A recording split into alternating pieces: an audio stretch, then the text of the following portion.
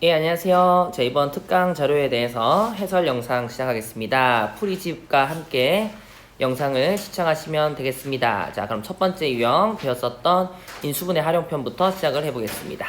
자, 우리가 지난 시간 했던 것처럼 A 더하기 B, B 더하기 C, C 더하기 A에 더하기 A, B, C를 인수분해를 하면 다음과 같은 과정을 통해서 요와 같은 결론을 얻어낼 수 있었습니다. 맞죠? 자, 그래서 우리 첫 번째 문제 1번은 X 더하기 Y, Y 더하기 Z, Z 더하기 X 요 공식을 활용해서 문제를 풀어주시면 되겠습니다. 이렇게 되고 이렇게 되겠죠. 자, 각각의 맞는 말들을 집어넣어주면 첫 번째 X 더하기 Y, Y 더하기 Z, Z 더하기 X의 곱은 바로 얼마가 된다? 문제에서 구하라는 부분이기 때문에 별이라고 두겠습니다. 자, 뒤에 있는 X, Y, Z는 마이너스 3이기 때문에 그대로 대입을 하고요. 나머지 두 개의 항에도 그대로 대입을 하셨을 때 바로 별을 빨리 구할 수 있습니다. 자, 지난 시간 얘기했던 것처럼 시험 치기 1분 전에 요 공식 보시고요. 바로 사용하시면 되겠습니다. 자, 2번 문제 같은 경우에는 같은 형태이긴 하지만 문제가 3차 방정식으로 주어졌기 때문에 자, 앞에 인수분해 원리였던 A 더하기 B 더하기 C를 X로 고치는 방법을 이용하시면 되겠습니다. 알파 더하기 베타 더하기 감마 세근의 합은 자, 근과 계수의 관계에 의해서 3이 됩니다. 자, 그러면 3 빼기 알파, 3 빼기 베타, 3 빼기 감마가 되겠죠. 자, 이 식의 세근이 알파, 베타, 감마이기 때문에 다음 같은 식을 적을 수 있습니다. 자, 여기 X자리에 3을 집어넣으면 쉽죠. 바로 답이 나옵니다. 밑에는 3번 문제도 동일합니다. 자, 넘어가서 이번에는 부정 방정식에 대해서 배우도록 하겠습니다. 부정이란 말은 정해지지 않았다라는 얘기죠. 자, 따라서 언제도 부정을 사용할 수 있냐? A 빼기 B가 1이고 B 빼기 C가 1일 때 다음 식의 값을 구하려고 하면 우리가 미지수는 3개지만 식이 2개 나왔기 때문에 이도 부정이 되겠습니다. 자, 이렇게 마침 부정일 때는 A, B, C 중에 한 개의 문자를 0이라고 두시고 풀어주시면 되는데요. 자, C를 0이라고 두면 B 빼기 C가 1이었기 때문에 B는 1, B가 1이면 A 빼기 B의 A는 2가 됩니다. 자, 밑에 주어진 식에 C에는 0을 넣으시면 사라지고 나머지 값들을 구하시면 바로 쉽게 답을 구할 수 있습니다. 자, 4번 문제도 동일하게 풀어주시면 되겠습니다. 자, 5번에도 부정을 쓸 수 있는 게 아니라 5번에서는 적어도 하나는 3이다 라고 했기 때문에 동일한 방법으로 자, X, Y, Z 중에 한 놈을 3이라고 대입을 하셔도 상관이 없다는 거죠. 자, 대입을 한 상태에서 문제를 풀어주게 되면 남은 Y 더하기 Z는 0이 됩니다. 따라서 X, Y, Z의 합은 3이다 라고 풀 수 있는 문제였습니다. 자, 세 번째 주제 나머지 정리였습니다. 자연수 n에 대해서 자, 다음 등식이 성립할 때 xn승 빼기 1이 공식을 활용하여 문제를 푸는 거였는데요. 자, 문제는 자, 15, 14, 13, 12, 1, 0이라는 이렇게 좀 차수가 높은 식을 다시 또 차수가 높은 식으로 나누었을 때 나머지를 구하는 겁니다. 자, 나머지 정리 이용해서 식을 만들어 주겠습니다. 검산식이죠? 자, 요건 이해했을 겁니다. 자, 나누는 수가 4차식이기 때문에 나머지는 반드시 3차 이하가 됩니다. 자, 나누는 수를 0으로 만들기 위해서 자, x4제곱 플러스 x3제곱 더하기 x제곱 더하기 x 더하기 1은 0을 양변에 x 빼기 1 곱해서 x5제곱 마이너스 1은 0을 만듭니다.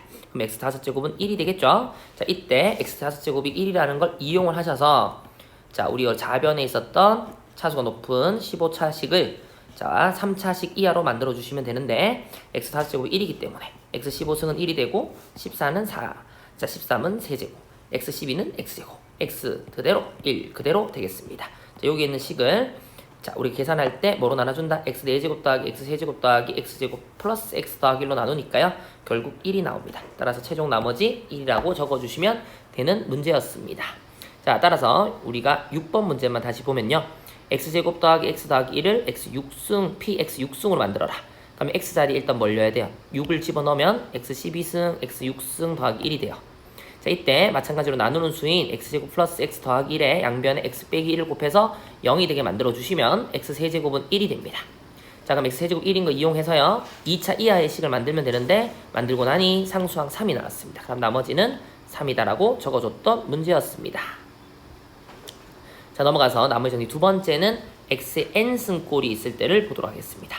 xn승의 뒤에는 2차식이 있고요. 그 2차식을 x-2의 제곱으로 나누었을 때 나머지가 2의 n 플러스 1에 x 빼기 2가 되도록 하는 a, b를 구해서 더하라고 했습니다.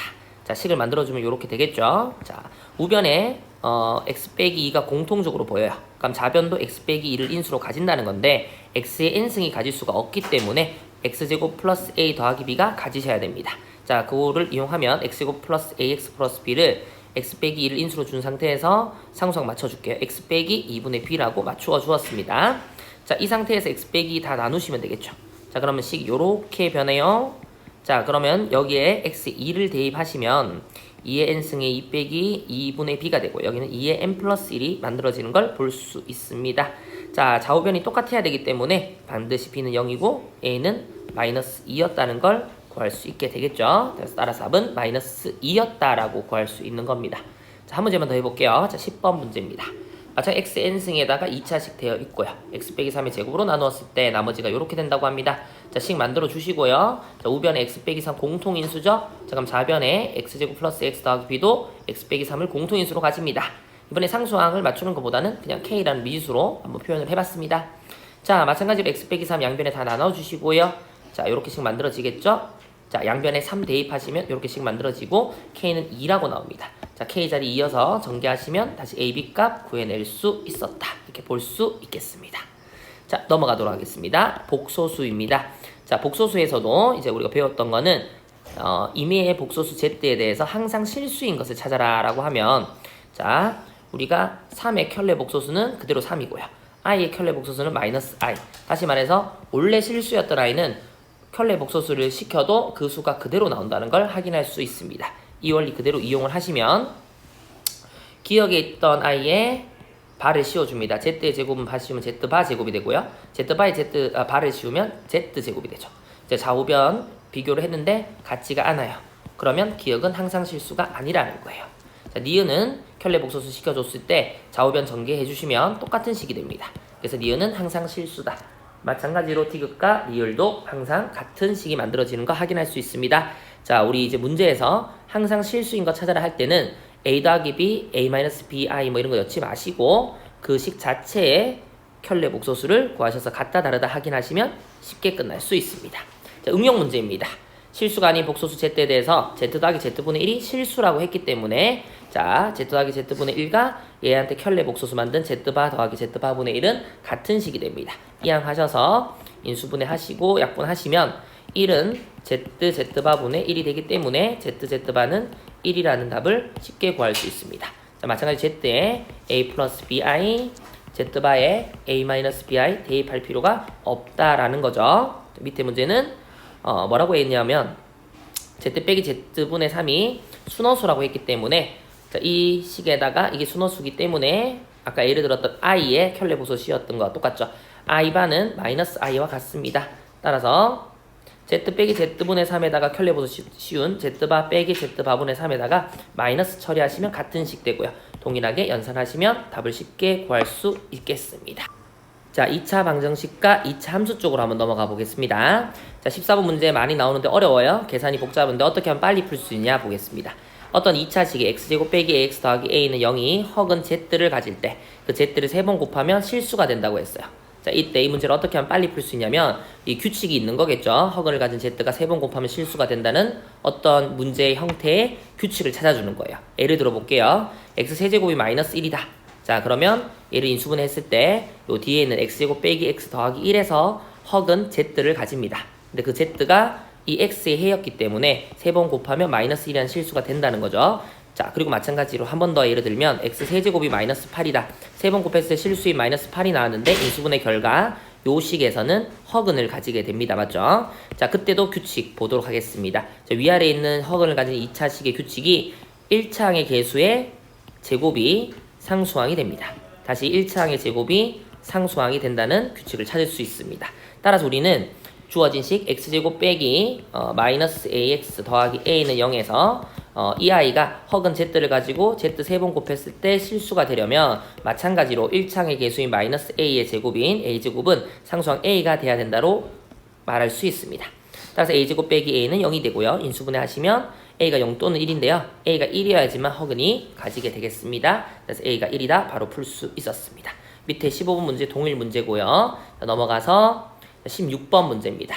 다음 같은 어떤 2차식이 있는데 이 그래프가 K 관계없이 K가 관계없다는 건 항등식이죠. 항상 X축에 접한다 했으니 판별식 D는 0이다를 사용하셔서 K에 대한 항등식 풀이하시면 답이 나오는 문제죠.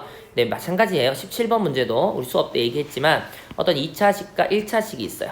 자, K가 관계없이 항상 접한다 했어요. 똑같은 문제라는 거죠. 위의 문제는 어떤 2차 함수식하고 직선인 X축을 사용했다는 거고요. 밑에는 어떤 2차 함수와 직선을 사용했다. 기울기가 있는 직선이죠. 똑같이 직선이에요. 그러면 마찬가지로 답은 요 2차 식에서 답이 나오시면 되는 겁니다. 자, 어떻게 하냐? 우리가 수학은 암기 과목입니다. 외우셔서 푸셔도 돼요. 이런 문제가 나왔을 때 쉽게 푸는 방법은 자, 2차 식의 이 y를 자, 일단은 이항합니다. 자, 이항해서 정리해 주시면 이렇게 되겠죠. k에 대한 항등식이니까 k에 대해서 내림차순 해주십니다. 자, 이 상태에서 k가 관계없이 항상 접한다 했으니 마찬가지로 판별식 사용하시면 식이 정리돼요. 그러니까 y는 4x-4가 돼요. 자, 그럼 y는 4x-4가 우리가 주어진 식 y는 ax 플러스 b와 동일한 식이라고 생각하시면 끝이 납니다. 그래서 a와 b의 값이 나오고 둘의 합은 0이 나오는 방법입니다. 자, 이게 뭐냐면요. 요 2차 함수식이 사실 어떠냐면 어떠한 y는 4x 다시요.